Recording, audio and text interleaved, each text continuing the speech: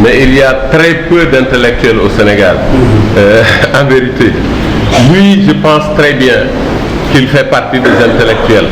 Il a, je crois, écrit un livre sur les intellectuels. Le mot est très compliqué, mais c'était une description de la plupart des Sénégalais qu'on appelle des intellectuels. En vérité, j'emprunte très souvent cette expression intellectuel, parce qu'il y a beaucoup plus d'intellectuels au Sénégal que d'intellectuels.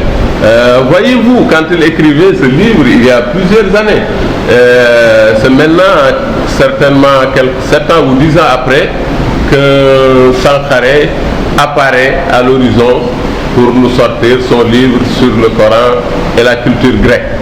Donc, je ne reviens pas sur les détails de l'écriture de cet ouvrage. Dès qu'il a entendu l'apparition du livre, il l'a d'abord acheté, il l'a lu, ensuite il a produit une réponse qui est le livre que Cheikh, son fils, notre fils, va vous présenter tout de suite après. Mais pour dire, comme on l'a déjà indiqué, que moi personnellement je n'ai pas encore lu le livre. C'est hier que j'en ai pris connaissance. Je n'ai pas eu le temps de le lire. Je l'ai parcouru rapidement, mais j'ai fait comme Damdiaye. Je le connais très bien. Je sais qu'il n'écrit pas à la légère. C'est quelqu'un de très sérieux. Rien que par les chapitres que j'ai vus dans le livre, je sais qu'il a essayé de camper le décor. Ce qui m'a plu, je lui ai dit hier, parce que j'ai lu, moi-même j'ai répondu par écrit, que j'ai diffusé à travers la presse au professeur Sankaré, d'autres l'ont fait aussi, il y a eu plusieurs réponses. Mais je me disais que pour savoir si quelqu'un a compris Sankara, pour moi il y avait quelques éléments de repère qui le permettaient. Notamment le fait que Sankaré ait copié, j'allais dire, ou plagié Youssouf Sédir, mais ça on l'occulte très souvent. Or, je dis souvent que Sankaré n'a pas fait un travail d'intellectuel dans cet ouvrage. Moi je ne le connais pas personnellement, qu'il ait 2 agrégations, moi ça me laisse au pôle Nord, puisque je suis sorti de l'université avec une maîtrise, mais je sais qu'il y a bien des docteurs qui ne sont docteurs que de nom. C'est ça. Alors, ça je le sais très bien, et beaucoup eux-mêmes le savent aussi. Donc, ces 2 agrégations me laissent au pôle Nord. Ce que j'ai compris à travers ce livre, que Sankaré n'est pas un intellectuel, en toute sincérité. Pas seulement à travers les livres, mais à travers ses sorties. Tenez-vous bien, je dis que Galilée a été tué parce qu'il disait que la Terre tourne. Mais il s'est entêté. Dès qu'il a découvert que la Terre tourne, il ne voulait plus reculer. Mansour al-Hallaj a été tué parce qu'il avait certaines idées soufis. Et à l'époque, les gens n'acceptaient pas de telles idées. Ils l'ont tué, mais il l'a accepté. Sankaré n'a même pas été menacé. Sa maison n'a pas été brûlée. Mais vous l'avez tous vu à la télévision en train de pleurnicher. Donc, un intellectuel qui produit un ouvrage et qui vient à la télévision, qui pleurniche parce que les Sénégalais en ont parlé. Ça, c'est pas l'attitude d'un intellectuel, en vérité. Il ne s'assume pas.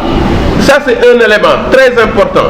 Le second élément, comme l'a dit Oussaz Dam, je suis avec lui, je dis que pour camper Sankaré, il faut d'abord lire son livre, le Coran et la culture grecque, mais il faut écouter son entretien avec Sadakan dans l'émission L'Entretien, diffusée par 2STV le 14 avril 2014, mais il faut également lire son interview avec l'AS.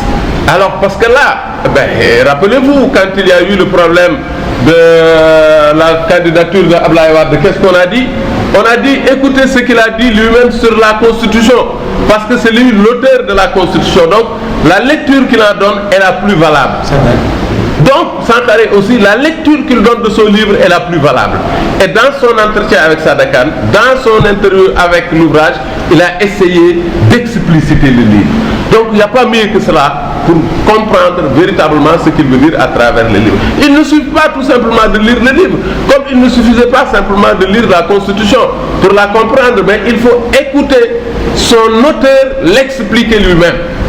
Alors c'est partant de là que j'ai dit que son entretien avec Sadakan du 14 avril est extrêmement important pour la compréhension du livre, mais également son entretien, son interview dans l'AS est aussi très très important. Donc, lui, Pape Sakho a presque ramassé tout cela. Mais mieux que cela, il a essayé de camper la personnalité et l'école à laquelle appartient Sankaré. Et ça, c'est important. Parce que pour certains, c'est quelqu'un qui s'est réveillé, qui a écrit un bouquin. Non, ce n'est pas comme ça. Il appartient à une école de pensée. Pape Sakho, vous le verrez dans son livre, il a commencé de Senghor à Bourguiba. Vous savez que Bourguiba était le maître de la laïcité chez les Arabes en Tunisie.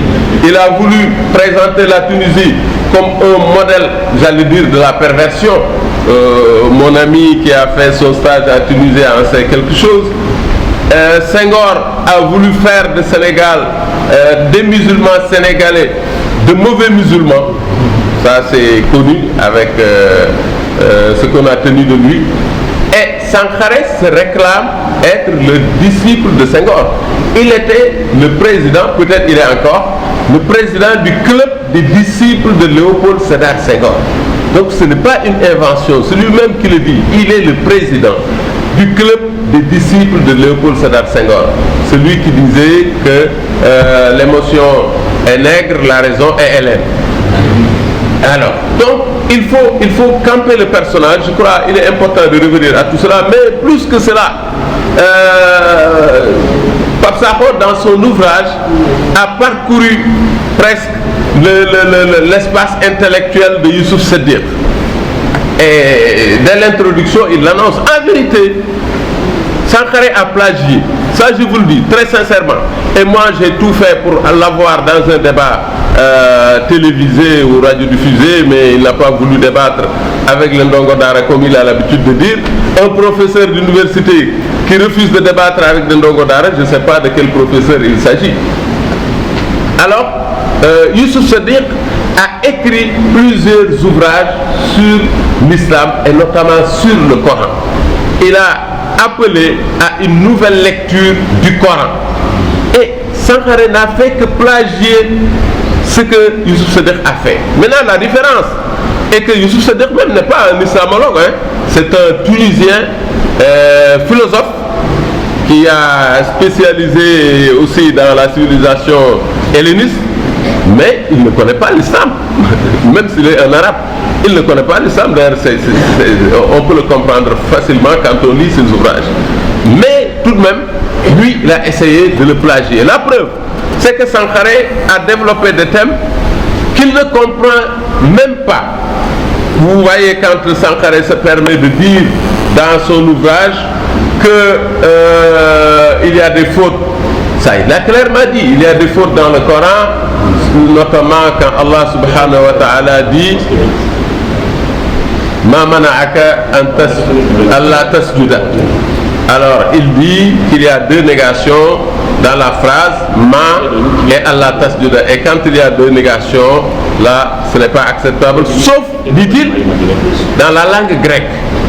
Mais qu'est-ce qu'il voulait dire par là? Il a même dit que l'erreur vient du fait que celui qui a traduit le texte originel donc est en grec. Et le texte coranique n'est que la traduction du texte grec. Le traducteur a fait ce qu'on appelle une traduction littérale. Donc il a traduit y compris la faute. Mais il a ignoré alors que le grec, le latin et l'arabe sont toutes trois des langues classiques. Et l'arabe est même plus complète, j'allais dire, que le grec. Al-Huruf Zaïda. Il y a des lettres qui peuvent ne pas être tenues en considération. Comme on le dit ici, Ma Zaïda. Les deux lettres qu'il considère comme des lettres de négation, c'est une conception fausse. Parce que l'autre lettre n'est pas considérée comme une négation. Et ça existe dans la langue arabe. C'est même élémentaire. Mais lui, il ne le sait pas. Il y a d'autres banalités que l'on retrouve dans ce livre qui montrent tout simplement que Sankaré ne maîtrise pas son sujet. Ça, je l'ai dit. Quelqu'un m'a dit c'est un professeur d'université, il a 2 agrégations. J'ai même eu à faire le débat avec un professeur d'université. Je lui ai dit d'accord qu'il soit un professeur d'université. Mais il a écrit sur le Coran, il ne connaît pas le Coran. C'est ça. Moi, je vous dis que dans la langue arabe que moi j'ai étudié et le Coran, Sankaré n'a pas le niveau de CM1. Comment voulez-vous qu'un professeur d'université, fut-il le plus célèbre, se permette d'écrire dans un domaine où il n'a pas le niveau de CM1? C'est impossible. Rien qu'à l'entendant essayer de lire les versets arabes, tout arabisant. Hier, c'est mon fils qui m'a appelé, qui me disait que vraiment, quand je l'entends décortiquer les mots arabes, j'ai compris qu'il n'a rien compris dans cette langue. Alors, un enfant qui dit ça, et il sait que c'est vrai ce qu'il dit. Donc, pour dire tout simplement que certainement Sankaré est en mission, mais ce qu'il a fait ne répond ni à ses qualificatifs ou ses attributs intellectuels, ni aussi à la raison.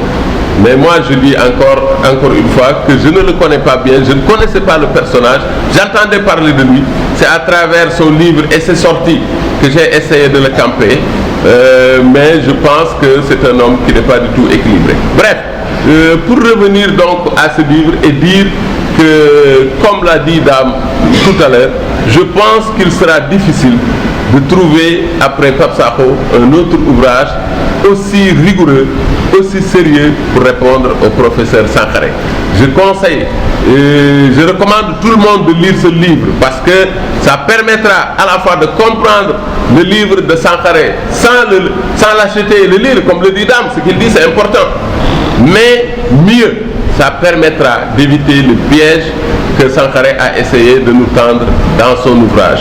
Donc encore une fois, nous nous réjouissons quand même qu'il y ait parmi les musulmans un intellectuel de cet acabit qui est sorti, j'allais dire, de la même école francophone ou française que Sankaré, mais qui a pu répondre de manière ferme au professeur Sankaré. D'autres ont essayé de le défendre. Tout à l'heure, mon ami Dame a essayé de parler, sans le nommer, de Tunkara que je vais nommer moi, puisque j'ai eu personnellement à faire une émission avec lui. C'est des professeurs d'université, un autre professeur Sarr, un doyen de faculté. Ils ont tous les deux essayé de défendre Sankaré, tout simplement par attitude corporatiste. Parce que c'est des professeurs d'université, Sankaré est un professeur d'université, ils ont pensé qu'il fallait le défendre pour beaucoup. Et ça aussi c'est sénégalais. Cette attitude partisane, subjective, est loin d'être l'attitude d'un bon intellectuel. Moi je crois que quand il y a un débat d'intellectuel, les gens doivent parler en tant qu'intellectuel, mais pas seulement parce que tel. Moi si je n'étais pas d'accord sur le livre de Pape Sakho, bien qu'il soit un ami et tout, j'allais pas me mettre là pour en parler, j'allais me situer de l'autre côté en face de lui. Mais c'est parce que c'est une production vraiment intellectuelle qui mérite d'être portée à la connaissance du public.